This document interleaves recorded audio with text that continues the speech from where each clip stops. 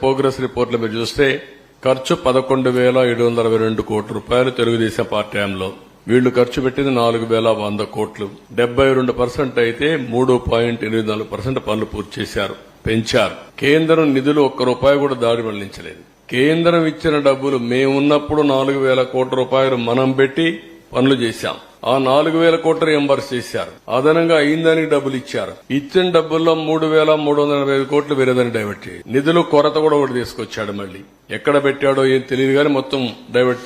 ఎలాంటి ప్రాజెక్టులో తెలుగుదేశం పార్టీలో స్టేట్ ఫండ్స్ పెట్టి ప్రాజెక్టు పూర్తి చేస్తే ఇతను వాళ్ళిచ్చిన డబ్బులు డైవర్ట్ చేసే పరిస్థితికి వచ్చాడు. ఆ రోజు కేంద్ర మంత్రులు గిన్నీస్ రికార్డుని వచ్చాయి. ఈ రోజు అందరూ కూడా తప్పు పట్టే పరిస్థితికి వచ్చారు. ప్రాజెక్టే ప్రశ్నార్థకమైంది. ఎత్తు 45.72 మీటర్లు, 194 టీఎంసీ ఆఫ్ వాటర్. ఇప్పుడు 41.15 అని మాట్లాడుతున్నా. ఇది ఎక్కడుందో నాకైతే అర్థం కాలేదు. ఇది కొత్త